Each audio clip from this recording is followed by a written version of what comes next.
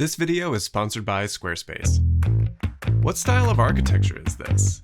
This is a fair question that a lot of people ask who are in a position of wanting to know more about how and why a building was designed the way that it was. I suspect the motivation is partly due to the belief that uncovering the building's style will unlock some hidden playbook of its design origins and intentions. On Reddit, for instance, the entire subreddit of R architecture is absolutely inundated with posts of building photos that are paired with that question of what style is this? I think it's a common initial step on a path toward wanting to learn more about a building. Or there might be a belief that a certain style of homes might align with your own personality. There's even a quiz on howstuffworks.com that tests which architectural styles fits with your personalities. Apparently my personality is perfect for a French house. Who knew? But if you're watching this video to learn about all the styles of architecture, this probably isn't the right video for you, so I will link a few resources to check out if you're researching a house and just want to know what style it is. There's a great place to start with 99% Invisible and their take on the subject, where they have a giant image that serves as a set of examples with important aspects of popular styles of American homes. Rather, we in this video will be talking about how the idea of style in general lives within the field of architecture. This fixation on style actually forms a pretty big impasse between the public and the field of architecture. For most architects, but not all, they would probably tell you that it isn't important to their design process in the least, and all this attention to it by the public is completely misplaced. It focuses too much on the superficial aspects of a building's design. And even when learning more about existing buildings, knowing that its style might only be good for explaining why a couple elements go together, like why a certain dormer goes with a roof type, for instance, and this doesn't really tell you much about the building at large. There is actually a suggestion on the architecture subreddit to split off, so all those posts asking about a building style don't consume all the other conversations that architects want to have. The public has one set of questions, an entry point into learning more, and it's an aspect of buildings that architects really don't care that much about. But it wasn't always like this. At certain points in history, declaring a building's style at the outset was probably the most important act of an architect. Then the rest of their job was about adapting the rules of that style to the particularities of a program and a site. Each style to choose from had been developed and refined over very long periods of time. And they seemed so ingrained and immutable that it even had to be argued whether or not these were somehow inherent to the natural world, given by God, or just established by custom over time. And there were some pretty big disagreements that grew up around this, partly because of how stifling it is to the creative process. So it became pretty well accepted that the styles weren't given by God. Rather, they developed and changed as people's preferences developed, and they changed also following shifts in building construction techniques and regional differences. And then today, where style seems little more than a superficial veneer when almost anything can be built anywhere at any time. Even today, though, there was a strange dust-up when the then President Donald Trump decreed that all federal buildings should be built in a classical style. It seemed that the reigning orthodoxy of modernist, brutalist, and postmodernist design since 1950 became discordant and unable to project the image of a strong, unified government.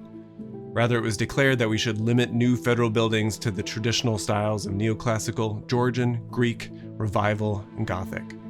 To some, it might make sense to group buildings like this, but to architects it's completely baffling. Gothic and Georgian are nothing alike, and what makes them part of the same list doesn't make any sense. And I get that newer buildings maybe feel cold or discordant, but style probably isn't the best way to dictate good design. But beyond mandates, my read is that most people's interest in style is probably motivated by the desire to know the story of buildings and understand the motivations of the built environment that structures our activities and daily lives. Of course, this is highly individual to every building, and most buildings have a unique story, and the building's style is only a small component of that, but it could be an important one. One of the best places to show off your individual style is with a website on Squarespace. I'm in the middle of building a website as a go-to place for the Architecture with Stewart channel, and that's why I'm so stoked to partner with Squarespace in this video. I'm really pleased with the workflow so far and the ease of making something that's both beautiful and functional. I initially chose Squarespace even before they reached out for a partnership because of all the portfolio templates, which could easily be used for showcasing my videos and descriptions. And the galleries are perfect for this. And it's also perfect for any architect, designer, or any creative person looking to show off their work.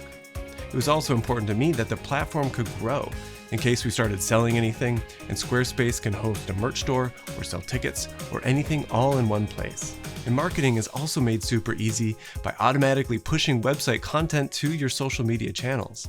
So check out squarespace.com for a free trial, and when you're ready to launch, go to squarespace.com/StewartHicks to save 10% off your purchase of a website or domain. The link is down in the description below. In a grand dictionary of architecture from 1866, Eugène Viollet-le-Duc, sorry for my pronunciation, opened the section on style with, "There is style and there are the styles."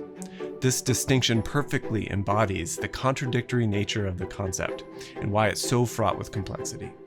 On the one hand, you have the singular, which talks about the creative act and production of individual architects. Style here is like the manner in which you do something, or the way that you do it, like someone's style of basketball play or one's style of dress. This also goes back to the actual origin of the word, which comes from stylus, which you might have for your phone or tablet, right? It's a writing instrument. And originally, a stylus was a little bamboo stick that you'd use to imprint language into a clay tablet, marking out letters and words.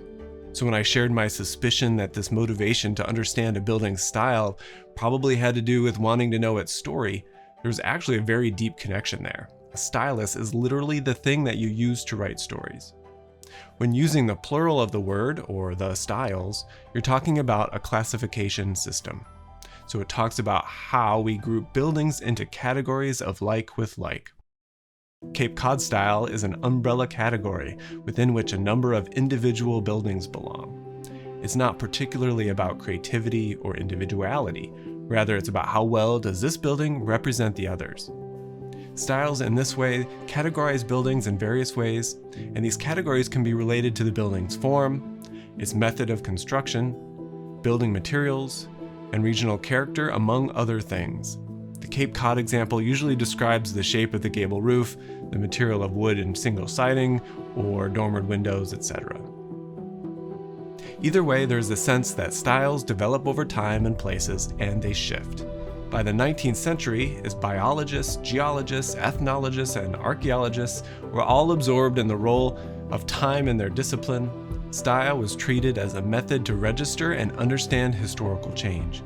But either way, it's about recording movement into things, the way that a stylist does. The singular of the word describes how architects' motions turn into buildings, and the plural is about how design strategies change over time. I find the act of creating categories of buildings utterly fascinating. Of course, no building is perfectly within any one style because each building is different. There are actually 3 basic ways of determining a building style, and all of these come from philosophies of categorizations. First, you have exemplar models, or if you know all the buildings and their styles, you can slot in new ones where they belong. This likely requires some sort of expert or an historian to have access to such a large quantity of examples. Then you have the prototype method, which is how most style guides work. You have representative examples that serve as a prototype of a style, and then check a building for its similarities to those prototypes. And this is how the 99% invisible examples work. The other model is a rule-based model. You could follow like a decision tree that starts with broad questions about elements like what kind of windows does it have? And then after a series of those questions, you'd arrive at the likely candidate. I don't think I've ever seen anything like this for architecture, but it seems like an obvious model.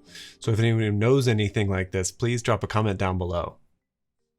Through a number of individual acts of building, common solutions developed based on availing construction technologies and materials, climate, social norms and rituals, visual motifs, etc.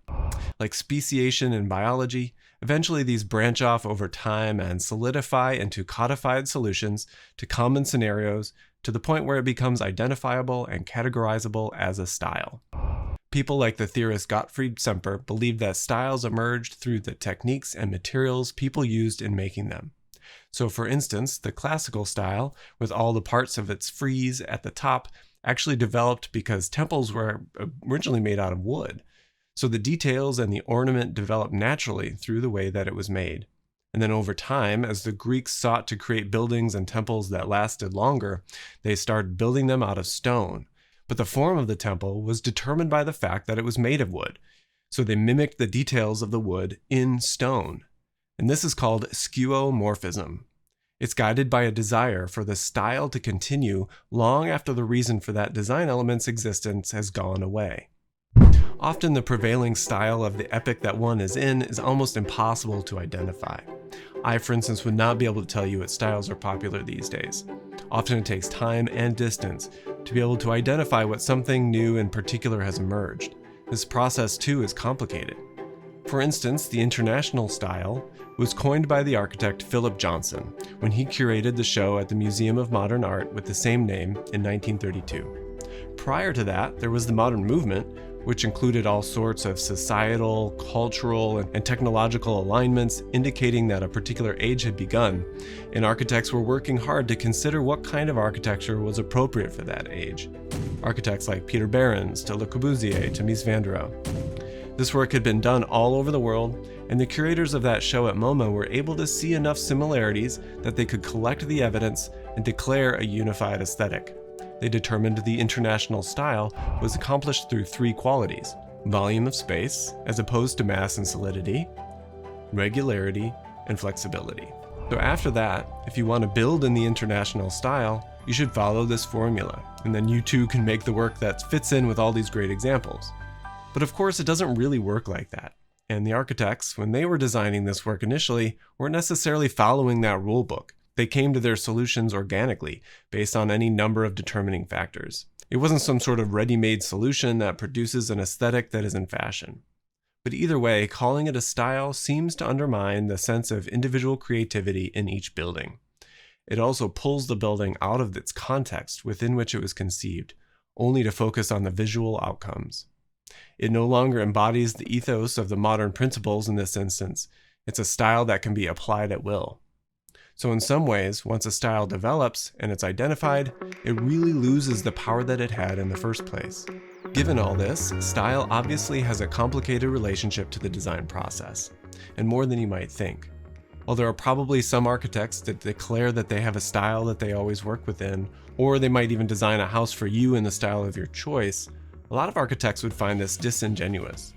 Styles develop for a certain reason, and when you pluck one that appeals to your aesthetic sensibility, the building is severed from all the reasons that it was designed that way in the first place. But of course that sounds pretty self-righteous and self-important. And even architects debate whether or not they have a style.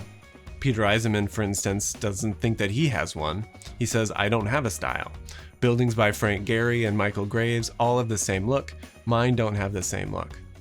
But I'm sure that a lot of people could look at one of his buildings and pinpoint the style and give it a name. I think it just goes to show that it's very difficult to think about a real-time set of design decisions in context at the same time as how it fits within a collection of similar buildings that have collected over time. This way of thinking about style is something that seems better left to analyzing after the fact. And it comes back to Viollet-le-Duc's distinction that we talked about earlier: the individual creation versus its categorization. Both of these are encompassed in the word style, and my hope is that people's interest in the subject can become a bridge instead of needing to split subreddits over. They both serve as a method for understanding how things move and evolve over time, and they relate to the stories that we tell about the built environment. If you enjoyed this video, please consider giving it a like and subscribe to the channel for more.